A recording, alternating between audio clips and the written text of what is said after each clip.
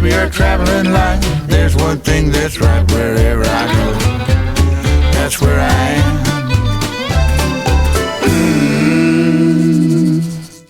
And I'm going to get right into it. This week, public apology to wonderful national treasure actor John Lithgow. Sorry for scaring you out of the lounge at the Detroit airport.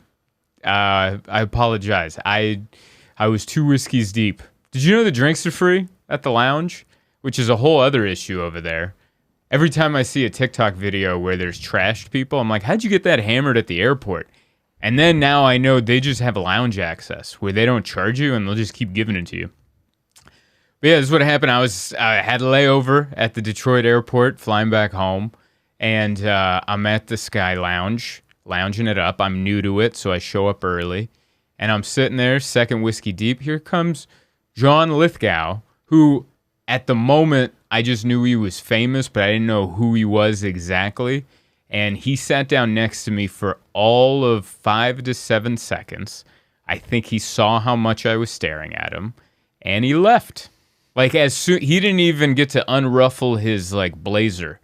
You know, when you sit down, you crinkle the back of that blazer. He didn't even get a chance to unruffle it before he realized that my glazy, whiskey-filled eyes were looking at his beautiful actor face. And he's like, that's enough of that. And he just walked out. He had the look on his face that he did when he opened the door and first saw Harry, like the Bigfoot from Harry and the Hendersons, and just kind of wasn't there a scene where he opened the closet, made eye contact, and went, well, that's quite enough of that. And then he just left. That's how he looked at me. And I guess it makes sense, because when you've been famous for that long, you can probably sense when someone's going to bother you.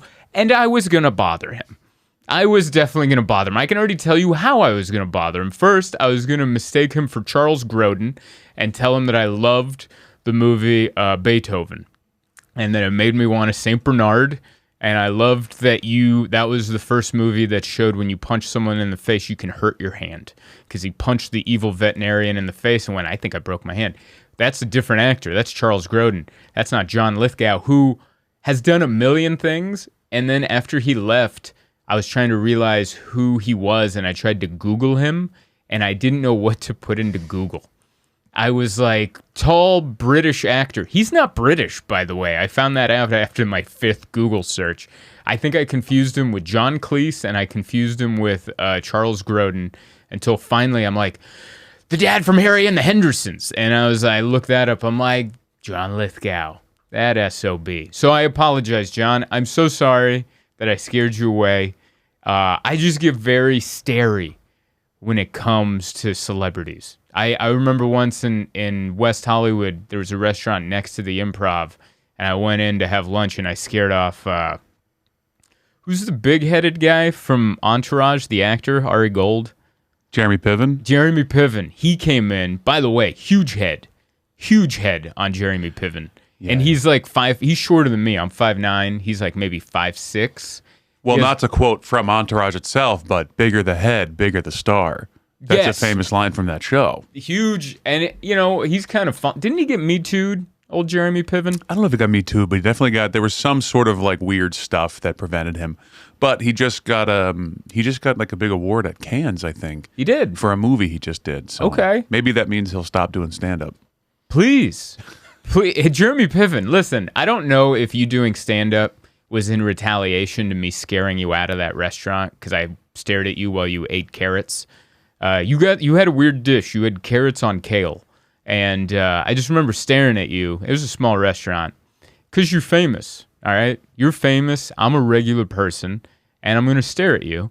And you eventually caught eyes with me about 5 or 6 times. You're like, that's quite enough of that. And you didn't finish your carrots and kale. You didn't even take it to go. You just left.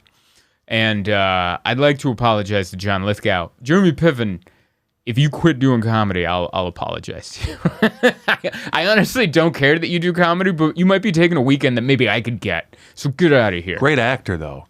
He's really good. I mean, he's really good. It makes me wonder because of, and I'm not sure about the Me Too stuff, if he just got an award at Cannes, maybe not. He posted some. I do follow him on Instagram because he like bailed on a gig in Miami, like a corporate gig. Okay. And then I got called in to like go finish it. Oh no. And it was like 8 p.m. and they were like, you got to get here by 7 a.m. And so I jumped on the last flight, Spirit flight out of LaGuardia.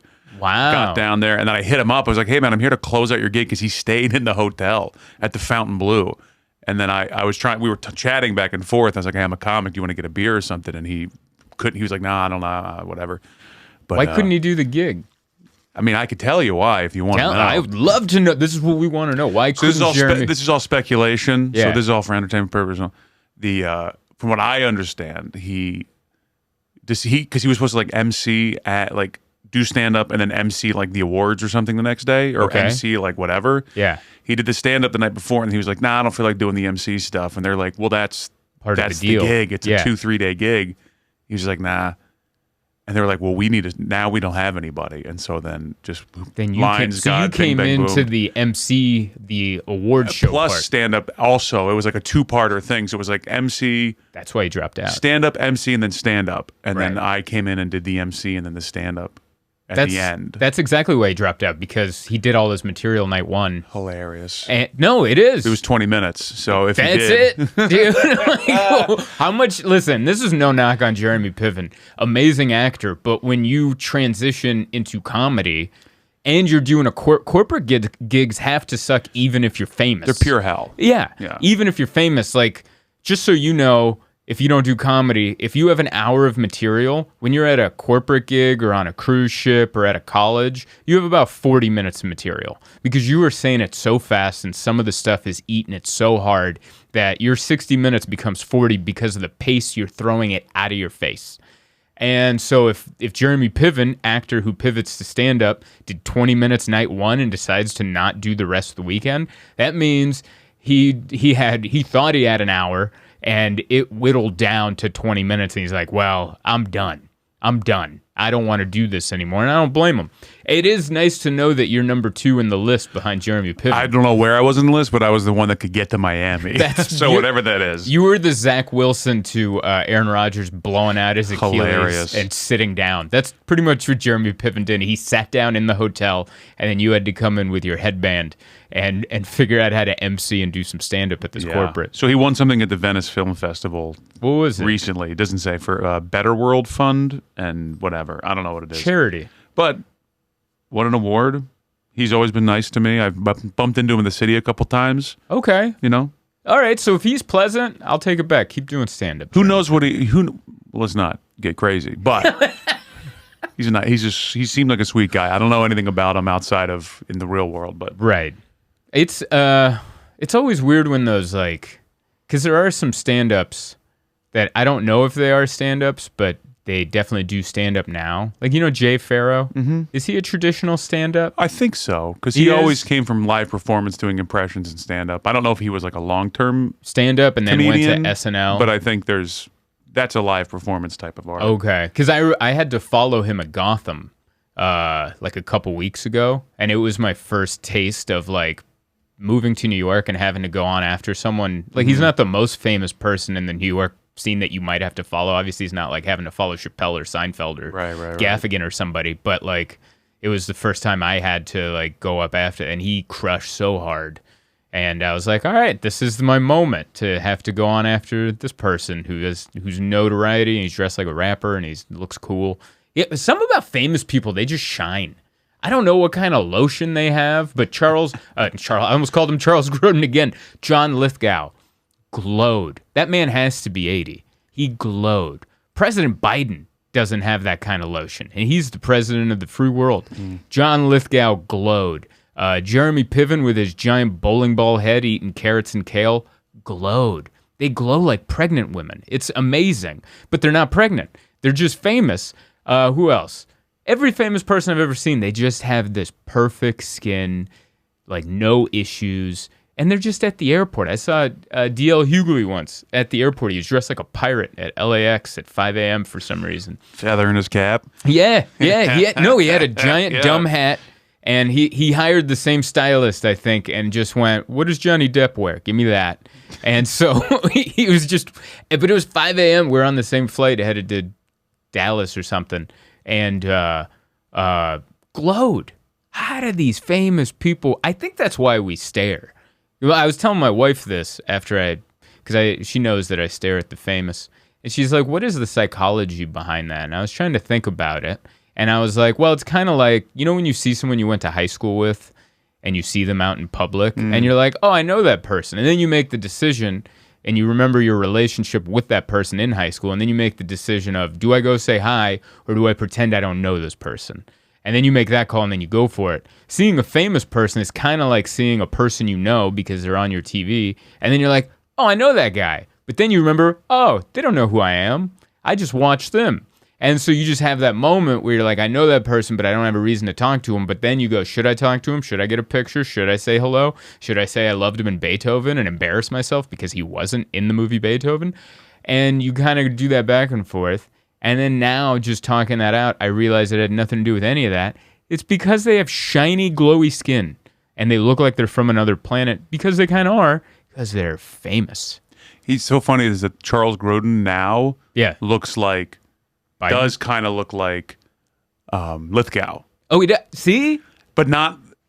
He never looked like John Lithgow before. Right. But now as an old man, he kind of look... I'm looking at the two old photos, and it's easy to confuse the two. It is, because first of all, it's from my childhood, so they just look like dads to me. They had that classic movie dad look from the 90s where they're like, we don't want a dog. Like that kind of... All of them had the vibe of when a kid runs up to him, go, can we get a dog? They go, we're not a dog family. Yeah. And they all the dads back then, like apparently, because I grew up in a single parent household, everything I knew about a traditional household, I learned from movies.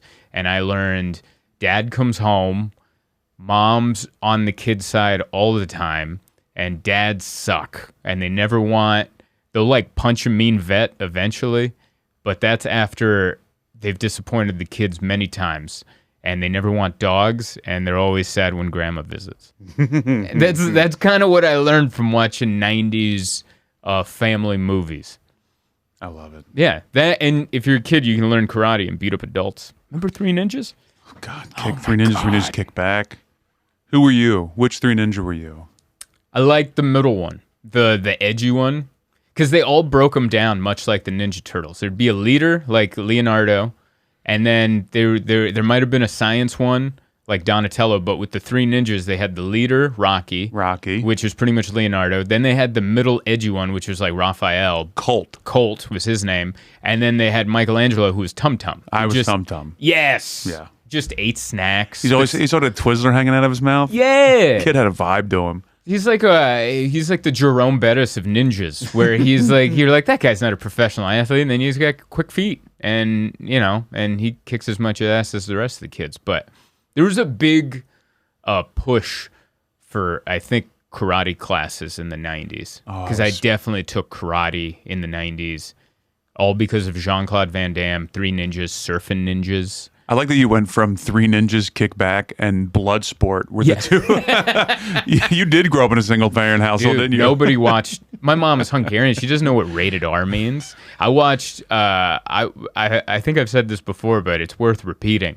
I was around at kindergarten. Power Rangers debuted, and all my friends in kindergarten lost their minds over the Power Rangers, and I couldn't get into the Power Rangers because I had already watched Bloodsport and Kickboxer, where like they're kicking down palm trees, avenging his girlfriend's rape, breaking people's legs, showing ass cheeks. Remember how every movie you'd see Van Damme's ass, and then now you're watching Power Rangers, where you're like, no one bleeds.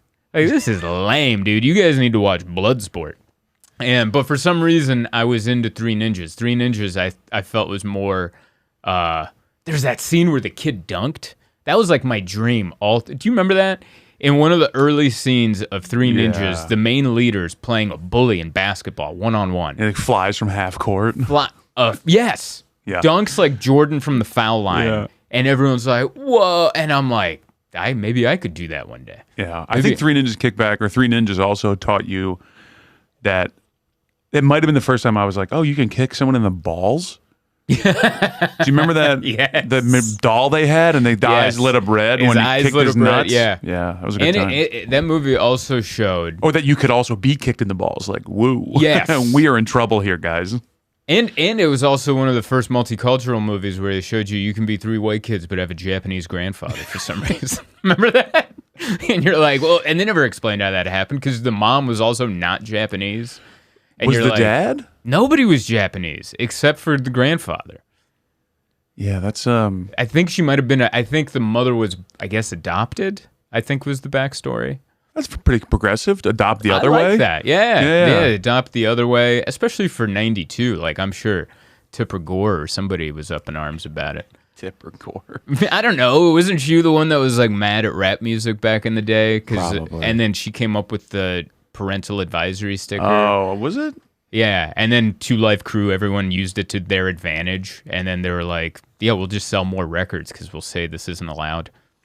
Yeah, she was. She was the one that got the explicit lyrics thing. I remember stuff that I have no business remembering. The Family Values campaign. Mm-hmm. Yeah. Boy, have times changed. Boy, is Tipper Gore got an awful Name? nickname. Her name was Mary Elizabeth Atchison Gore. You know what? Go with Tipper. Go with Tipper. Good Lord. Me and my wife Tipper. And you're like, what? Is that a drinking nickname? Like, what does Tipper mean? That's I don't know. But anyway, that was a long way to circle back to, I'm sorry, John Lithgow. I'm sorry for staring at you. And I can't promise you that I won't stare again.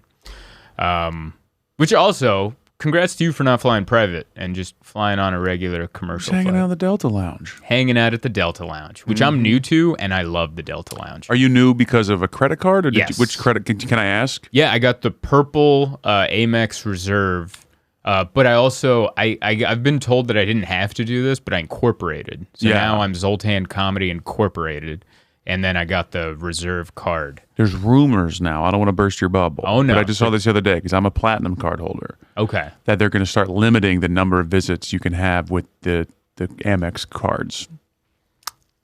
Every time Yeah.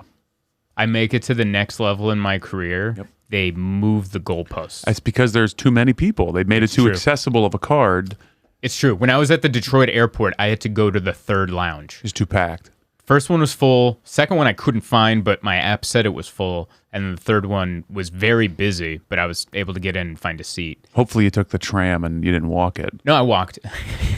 I walked it. But they're all on the third level. Or they're all on the second yes, level. I Just could have taken the tram. did a little bar hop. Yeah, but here's my dumb thing. I didn't work out for 2 days on that trip, and I'm like, let me get these steps It's in. actually smart. Yeah, let me get these stupid steps in. And but that really upsets me because honestly, that's how my entire comedy career has felt. Every time I get something, that something isn't worth that much. Like I remember the first time the Modern Male special hit 1 million. Mm-hmm. If I would have gotten 1 million views in 2010, I would have been Chris Rock. Yeah. I would have been the most famous. I would have been. Wait, who's the guy that the music? God, I'm so bad with names. Bo Burnham. Yes. Bo Burnham had like 100,000 views in 2008, and they made him a superstar. I'm exaggerating, but they keep extending the goalposts. Like by the time I get 1 million views, they're like 1 million views is like 100,000 views. That's not even that many views anymore. And then now I finally, you know how long I've been flying for comedy? Since like 2012, I think. And that's back when I was flying Frontier in the back row, hoping to break even on the trip. Not only would I not be close to sniffing lounge access, I wouldn't buy anything at the airport because I couldn't afford it. I was the guy packing sandwiches and granola bars and just like no water because you can't bring water through TSA. So I'd show up dehydrated, getting migraine headaches. That's one of my triggers, not enough water and food. And One of everyone's triggers. is it? Yeah, dehydration Yeah, is, dehydration. Every is, time I have a headache, my girlfriend's like, "Did you drink water?" I'm like, "No." No, I I take didn't. one sip and it's gone. Yeah, then it goes away. So like I worked. It took me so long to finally get to this purple stupid card to get in the lounge, and now they're gonna limit my Now access. it's a wrap. Dude, my wife and I went to the lounge. It's a rumor. It's okay. I hope It's a wrong. rumor. I hope it doesn't work out. My wife and I hit the lounge when we flew back from Arizona. We landed at home, but we have an hour Uber from JFK to Brooklyn, and we stopped off at the lounge after we had no more flights and grabbed dinner and a drink, and then went and grabbed an Uber. So I hope they don't take that away. I hope. But also, speaking of dehydration and headaches, I'm trying to drink more water. I think that's what we're supposed to do. Even though we're running out of water, apparently. I don't think that's a good campaign for the world. But we were talking about this before we started, Mike. I can't stop peeing. Like, it's gotten to the point where on my drive from Madison, Wisconsin to Milwaukee, which is 90 minutes, an hour and a half, I drank a baby bottle of water before I left, and then I finished a bigger bottle of water in the car. And it's not even that I have to pee. It's the urgency of which I have to pee. I either don't have to pee or I'm about to piss my pants. We skipped the middle part. And I don't know if that's a prostate issue. I don't know if that's you're just 36 now, so you're always going to be on the verge of peeing your pants. But I rolled in to the airport, and the kids over there with like would you like me to email your? Yes, email the receipt. My teeth are floating, and he's like, is there anything else I can help you with? I'm like, yeah, where is the restroom? And normally I'd be embarrassed because I'd be in my head going, I don't want this guy to think I have diarrhea, and but he's like, oh, it's over there, and I just like wheeled it over there, and then once I get over there, I had to pee. You ever do this where you had to pee so bad for so long? It doesn't even burst out of you like the Niagara. It trickles out. It just gets you the. And then you're like, what? The hell What is just happening? Yeah. What? Why? And then why? And I'm just like, I'm hanging on to the divider. I'm like the urinal divider. I'm like, I'm making noises that the guy in the stall with his pants down by his ankles should be making, but I'm over there just oh dear God, and it.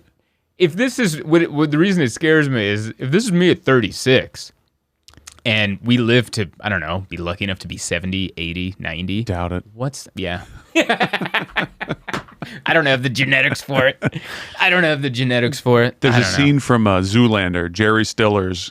He's the agent. Yes. And he's trying to piss, and he's just looking up at the sky, praying to God. He's like, just one drip. Yes. Give me one drip. I'm like, every time I go to the bathroom, I'm like, that's gonna be me one day, and I'm so scared of that. It's the problems that come up, and that's the age I thought I would have that issue.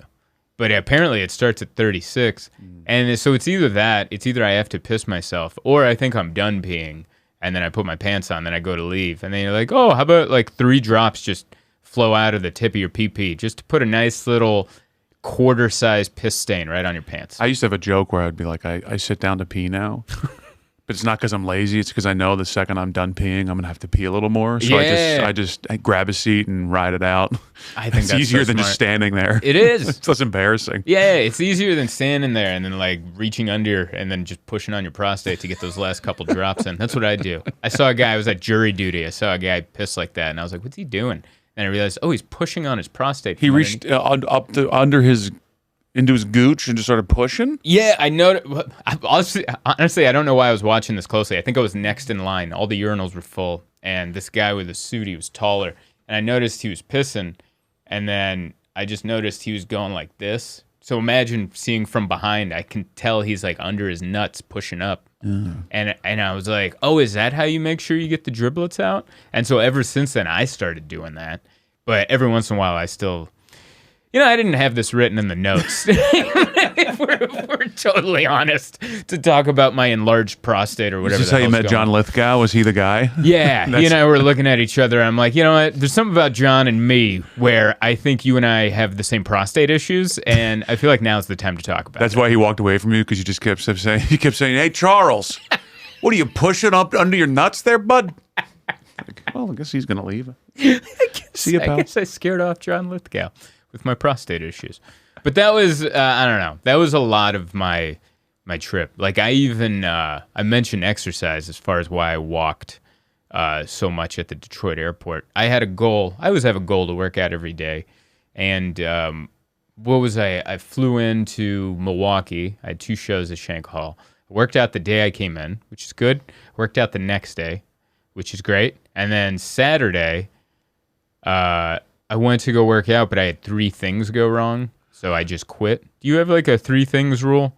Like this is what happened to me. I went in. I didn't want to work out. I was forcing myself to go work out, and I went to the hotel gym. I set up at the first treadmill, put out all my stuff, started my little running thing, and then I go to start. Treadmill doesn't work. Sure. And it's just like just crap treadmill. Thank you, Spring Hill Inn and Suites.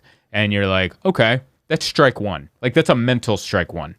Then I go to the next treadmill. That one starts working, and I start running, and I can tell it's like a soggy treadmill. Like it's on carpet instead of on hard surface. So it's kind of like I'm sludging in mud, and I'm like, whatever, I'm gonna work through it. 3 minutes in, I get a piss, and I'm like, damn it. So I stop the treadmill, go outside. There's a bathroom next to it. I go pee, come back, and then I start running again. And after running for a couple minutes, my cell phone, because it's on a soft thing, it jiggled the entire treadmill, and my cell phone fell off the ledge and fell over. So now I can't switch songs. And I'm like, that's strike three. We're out of here. I didn't want to show up. First treadmill didn't work. Second one, I had to pee. Third one, my cell phone. We're done. Working out's not in the cards. I'm not going to look like The Rock. And I went back to the hotel and watched college football. Yeah, I'm out. Like, I have 3 strikes before I even get to the gym. Once I'm in the doors, I'm fine. Then I'll work out. But it's just getting there is the problem. Today, this is literally today. Yeah. I walked out the door. I was walking out the door, and I was like, well, I don't have any clean workout clothes. And then I realized, I put my workout clothes in a different area, specifically to forget to wash it. Yeah. Like, I'm sabotaging myself before I even get out the door. We had a guy painting today. It's damage to our apartment. I was like, well, we got a guy painting in there. I can't go to the gym. Yeah. There's a guy painting. Yeah. I'm with you. Psyched myself out. Every excuse that I need. If I have a headache, I'm like, well, it's not going to go on the way on the treadmill. It's just going to shake my head and make it worse. What's the damage to your apartment? The roof. The roof was leaking, and it was just despicable. Do you live in was the landlord good about it? Or do you have like a weird... No. Yeah. It's been months. Oh, we were getting the water in our bedroom. Oh my God. Like pouring water sometimes. And then they fixed the roof, didn't fix it. Fixed the roof, and it's just more damage. The paint was falling off the ceiling and chipping off, and I finally had to say, this is fixed by the end of the month, or I will take care of it, and it's going to come off the rent. And I charge a lot as a general contractor. Yeah. And he found out when he didn't fix our front door, and I charged him $100 an hour. Wow. Plus the cost of goods. You can do that? What is he going to say? I don't know. I have a text message from him. I said, I'll take care of it and just take it off the rent. And then he found once the rent went in and it was short, he knows how much a door handle costs. He's a landlord. Right. So he got charged $100 an hour. And I was giving him a deal. If I had to do the roof, wow. But I was going to start looking up averages. Yeah, I don't. Because then I'm the GC. Right. I'm the general contractor of the job. Yeah. It's gonna take me time. I got to do engineering, and I'm uninsured. Yeah, uninsured, unlicensed. Yeah. I'm using a screwdriver as a hammer. I hope the city doesn't find out that I'm doing this work. I mean, it's going to be brutal. By the time they do, the building's on fire. Yeah. Yeah, we have a super at our building who I love. His name's Kenny. I think he's Puerto Rican. Can't understand a lick of what he says. Shouldn't they just call him intendants? Like, are any of them super living up to super? I don't know. No, dude, this guy. I'm the superintendent. You're not. He cuts corners to the point where you're like, you cut that corner so much, you didn't hit the finish line. You know what I mean? Like, he put in these washer. We were supposed to have a washer and dryer in unit when we moved in. We moved in April, and the washer and dryer are still sitting in the hallway in front of our building, not hooked up. In front of our apartment, not hooked up because the city hasn't approved it. Oh. Like, our door leading into our building is just covered with city notices, like stop work notices, which isn't that weird in the city the more I've walked around and seen other people's doors. But so we have a washer and dryer in the basement. They have those I put those on the front door of the gym. Stop working out. Stop. All right, sure. Yeah. Say no more. I Say put less. them up there. Let me get the hell out of here. But Kenny, we have a washer and dryer in the basement, and then whatever the pipe is that comes out of the washing machine to drain, the drain is up here, and he ran the hose to about there, and then where it needs to go is here. Mm-hmm. And there's just nothing between here and here. So there's like 6 inches of prayer. I don't know what the plan was. Was he just gonna shoot it, like angle the water? He thought he was gonna rainbow it in like a drunk at a football game, pissing 10 yards behind in front of the urinal. And guess what? It never hit the mark. And I noticed it 2 months ago when first time I did laundry down there since he hooked that thing up or whatever. And it came down, the entire basement was flooded. And I'm like, where's this water coming from? And then the second time, flooded more. And then the third time, Why is it flooded and it smells amazing? yeah, the water's pristine. It smells like tide. And then I waited and I was just watching how this mist, and I'm like, how do you half-ass it that much? And then someone pointed it out to him, and he just got it fixed now. But it was just flooding the basement for months. It takes like a hose. Add You an get a extra garden hose if you wanted to. something. That's so crazy. Put a bucket. And so he cuts corners magnificently. He's a And mediocre attendant. super's not the word. No. We had a whole thing when we moved in. I tried to set up a meeting time with the Keys, and I talked to him on the phone. I had it on speaker, and my wife was in the room. No, I didn't even have it on speaker. I was talking regular, but he yells so loud. What he makes up for being able to be understood, he makes up for in volume. Sure. So he's just screaming. I didn't catch any words. And I'm like, I'm coming in at 10 a.m. from the airport, bunch of luggage, 2 cats, and my wife, which he didn't know about because we lied on the application. Sure. And he wasn't there. So I had to like buzz, and then some other neighbor let us in. And thankfully the door was unlocked. He didn't even lock it. So we snuck into our own place. And he eventually showed up. And I remember having this moment with my wife where I'm like, maybe he's just not understandable on the phone. Maybe in person I can kind of read his lips and get out of him what I need. And then I met him in person. It was worse. It was worse. It was just, like that's the only impression I can do is just a man yelling into your face, but not mad. It's just how he talks. And you're like, I got none of those words, man. And because I just wanted to ask him, like, where can we get a copy of the key? Because it was like our building door is like a car key. It's like laser cut. In the middle. Yeah. And I'm like, where do you get this? Because I don't know if a regular key place will make me one of these. No, they're laser cut. Yeah, I found a guy that did, but he didn't guarantee the work. He's like, I'll copy it, but I'm not guaranteeing this because you also don't have written permission to copy this. But I'll do it for you if you pay me in cash. Yeah. So I paid this guy cash. He did his best. It worked. And but yeah, that's been our landlord, Kenny. Sweetheart of a guy. I don't know if he's ever had a maintenance background, to be quite honest. Clearly not. I don't think so. I think he mainly comes by to like set the garbage up for the trash people late at night. I think that's mainly what he does. Bless his heart. Our painter guy today, he's done some work at our apartment before. He speaks 3 words of English, but his attitude is so good, and his like attempt to like try to communicate. I'm like, yeah, I understand everything he says. I can. Good. And no English. Good. And sometimes and I'm like, yeah, I got it. We've had better luck on Taskrabbit. We've called Taskrabbit 3 times. Twice to hang TVs into the brick wall because we only have a drill from IKEA. Sure. And that's not going to get into that a ain't brick getting wall. in. That's barely getting into that plywood. Yeah, that barely puts the bed frame together. So, and they're both the guys that came out were Ukrainian. These like Ukrainian kids. No, one was a dude, older guy. His name was like Voldemort or something. And I was like joking that he's like my dad that I never met, because he and I hung the TV together. Like I helped him. And he was like, oh, I do this. He was like kind of teaching me. And I was like, he knows I didn't grow up with a dad. Like he knows that this was a single parent child. And he puts it down and goes, is there anything else? And you just you just hand him 2 baseball gloves. Should we go to the yard? Listen, I just know at the end of the second time he came to hang the second TV, we hugged for 30 seconds before he left. Sure. And that's how we ended it. And then the other guy was a young Ukrainian kid who put our air conditioning in the window properly. Because I was like, I think I can do it, but I also think I might kill Kenny while he's like putting the trash together. Yeah. And so we got that guy to come out. And both of those times, those guys, very broken English. They look like they're pretty fresh from Ukraine. I'm not going to say it's from the war, but maybe. And we figured out the understanding. Mm-hmm. Because even though their English was broken, the volume was lower. And we could just work out what we needed. Kind of pantomime, and we figured it out.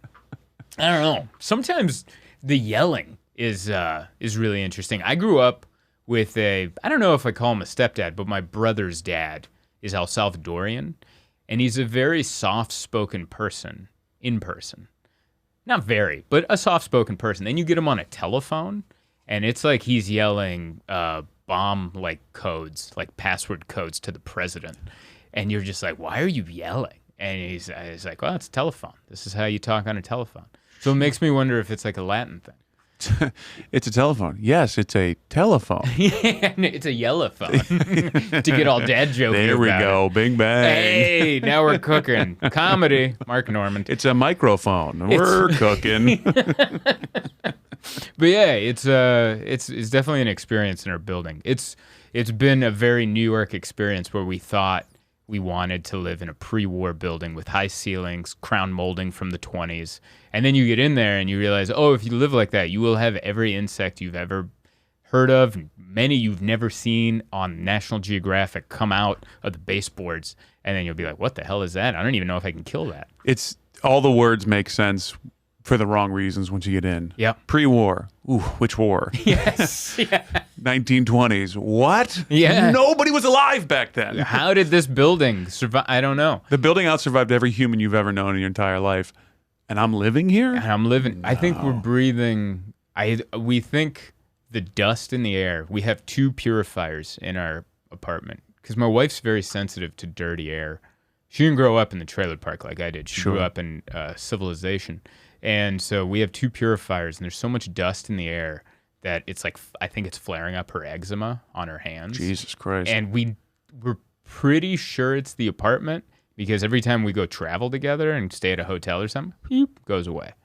And I'm like, I think it's the apartment. And it's just, it must be dust coming from the floorboards and from everywhere from like the early 1900s, just like, Spanish flu dust coming in and settling on her hand and flaring up her it's eczema. such old dust that the doctor, if you diagnose it, he would have to do it in a 1920s accent. Well, you have moxdema. Like he'd have to say it as if it was a 1920s disease. The only doctor that could treat her has to show up to the house with a leather bag, pop it open. And he's just like, well, we're going to saw your arms off. Oh, yeah. Wait, that's how you fix this? I think I got to hit you in the head. It's like That's how I fix it. It's the Chris Farley movie with Matthew Perry, Almost Heroes, where he has to get a tooth pulled. Such a great movie. A great movie, underrated. And the dentist, he's like, let me numb your senses, and just hits him in the face with a rubber mallet. And he's like, no! He's like, yeah, your senses are dulled. And then he goes and yanks his tooth. That's who would have to come and solve. That's how old the dust is in our place. So who knows? Like, I love, our apartment's very photogenic. And at night, like last night, we had a glass of wine, and I'm sitting there, and I'm like, this is exactly how I imagined us living in New York, in this like cool apartment that's small, but it's beautiful. It's aesthetically beautiful. It's just old, so it's not modern practical. Like you almost kind of wish, there's many times we wish we were in an apartment building that was modern without any character to it, just because everything works good. Yeah. And the floors are level. Like, dude, our bed is messed up because I think the floor isn't level. So we've already gone through one mattress. We're onto our second mattress because I think the bed frame is so unlevel because the floor is unlevel, and I keep trying to mess with the legs to level it out, that one side of the mattress gets messed up. Like my wife was complaining about her side of the mattress for 2 mattresses since we moved in. And finally, a month ago, I'm like, let's switch, because she realized my side was nice. And I laid there for 2 seconds, and I'm like, you're right, this side's messed up. My lower back is on fire. And I've been trying to mess with it. It's just the floor is uneven because there's a fireplace behind our thing, and the floor comes like this and this, but it also slants from the side. So there's like 3 things wrong with it, and it's just I keep jamming these cardboard like little slats under the legs to try to balance it. I wish it was a modern apartment that was just level. And dude, how did they build buildings back in the 1920s? Like a chimney sweep with stole some lumber from the rail yard and they didn't have levels. Dude, they eyeballed it. I think they were just like, yeah, that's about right. It was also made with wood from the 20s and bricks. Like this, it's too old. It's too old because it wasn't built like a castle. It wasn't built with anything in mind. It was like, oh shit, we got to put up all this stuff for all these immigrants floating in. Yeah. Just put it up. Put it up. And then and now they're just still here. Yeah. And then dumb millennials 100 years from now are going to come in and pay exorbitant prices because they think it looks cool until they realize it's hurting their back. Also, we're on top. Not only is it old wood, old brick, we're over the F train. And so it has like 100 small earthquakes every day as the F train rumbles underneath us and shakes our build. It's a light shake. Like the shaking doesn't bother us, but I think it all messes with the dust. I think it all messes with the fact that it's not level. I think it messes with everything. I didn't know we were getting into that, but that's my living situation. I'm sorry, I'm such a one-upper. Because your situation sucks. You have a flood coming through the ceiling. But we also have well, my wife has eczema because of the air. Well, I'll one down you. Yeah. I'll one up you. Ours is a renovated unit of an old building, so we have, central air basically. So we have air conditioning, digital air conditioning in every room. So I just hit a button and 5 seconds later it's ice cold. Same with hot. Got a dishwasher that is also currently broken that he just won't acknowledge that needs to be fixed. But other than that, it's like I've lived in old apartments, and it's nice to have modern, a little bit more modern. Yeah, we're looking for even more modern and more space. More space. Isn't that the goal of life? Ugh. No, I've never heard of anyone going, we're looking at smaller space. Bro. We're looking at a smaller space and a window AC unit where to get it cold enough in the bedroom, it has to be unbearably cold in the living room. And the only window in the building is going to be the one for the air conditioning. I don't want any natural light. That's the one thing, not to be completely negative about the apartment. One of the upsides, we have 2 big windows on the 2 ends of the apartment, so a lot of natural light. Love natural light. And then that's natural light is, I used to have a joke about it, where guys, and I still stand behind this, I think guys in their early 20s wouldn't notice they lived in an apartment without a window until someone else pointed it out. Yeah. They would be like, whoa, you don't have any windows in your place? You'd be like, what about that's a door. Yeah, like we wouldn't notice. But now that I've lived in places with natural light, you need it. You gotta have it. You need it. Otherwise, it feels like a jail cell, and you're just doing time until you can go out and live your life. What else did I talked about? Almost pissing my pants. Everyone was against. Oh yeah, it was just one of those travel days where everyone was against me getting home. Like everybody, Delta, the weather. The day before my flight, I got a note. This is the second time this summer that this has happened. I get a notification. Your flight tomorrow is canceled, and you've been rescheduled for the following day. And I'm like, wow, you can't even get me out on a later flight the same day. It's not even delayed. It's just you're not going. And I called, and I was like, hey, it's okay if you don't put me into JFK or LaGuardia. Is Newark an option? And they're like, yeah, we can get you into Newark. You'll just leave a little bit later. You'll get home a few hours later. So then I drive to the airport. Why am I the one? Why am I the one to think of that? To tell you that. Why doesn't Delta know that Newark is an option? No. Well, I think they lost their New York status. Delta? No, Newark. Oh, because I don't think they're considered New York City anymore. Like as a New York City airport. I get that because it's in another state, but it's also the same amount of driving for me to get home from LaGuardia, JFK, or Newark. So then they were able to bump me over to Newark, get me home the same day, just hours later. And I was like, okay. And then we get over there, and then flight delays, whatever. We finally get to Newark.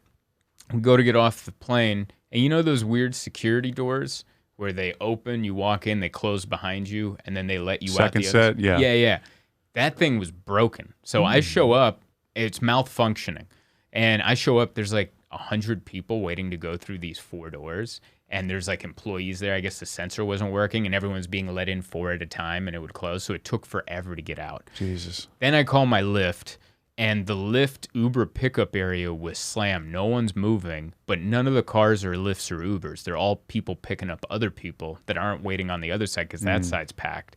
And there was a lady, God bless African-American women, because a lot of them don't take crap off of anybody. This lady got into this guy's face while he's sitting in his car. He goes, "You're not a Lyft. I can't get to my Lyft because you're here. Get the hell out of here." That's great. The guy still didn't move. He just rolled up his window. But someone said it. Yeah, someone said it. And she was standing up for all of us because I agreed too, but I'm very non-confrontational. I'm a starer, just like John Lithgow. And then my Lyft calls me and goes, "Hey, I can't get in. Go over to the shuttle side. I'll pick you up at the shuttle side. So I just walk over to the other side of the island. He zoops in and he's like, he comes out and he goes, his name's Bikram. I remember him because he's a sweet guy. He comes out, he's like, this is illegal, hurry up. And then so I threw my stuff in the trunk and we ran in. My door was open while he sped off because he didn't want a ticket for doing what he just did. That's so And funny. we're hauling ass out of the airport. As soon as we hit the freeway, a cop in front of us shuts down the freeway. And now we're just sitting on the freeway. And I'm like, they just don't want me to get home. Yeah, the world. Cancels flight, broken door, all this stuff. And then now they shut down the freeway to let these like large semi-trucks go through that had like big, I don't know what they were, these big things on them. I guess they were important enough to shut down the freeway for. And then they finally let us through and we got home. And then it got to my third issue, which this is how my wife gets to welcome me home. I don't know what it is about my body, but when I have a flight with a layover, I come home with the worst gas I've ever had in my life. Yeah, all the up and down, the pressure. I think the pressure. Yeah. And then I had all the whiskey in me from the lounge, plus all the little sandwiches and cookies I was jamming into my body. My body's like digesting. And it's loud.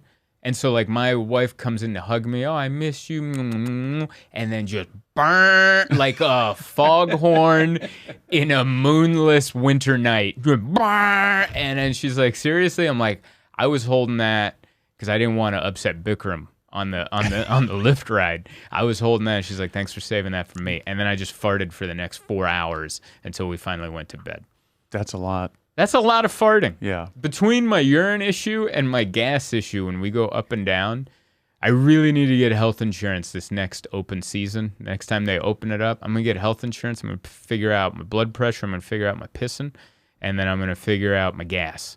And 2024 is my year to figure all this out. They're probably going to say, yeah, man, you're just getting older. It's that Louis C.K. bit. Yeah, it's just what happens.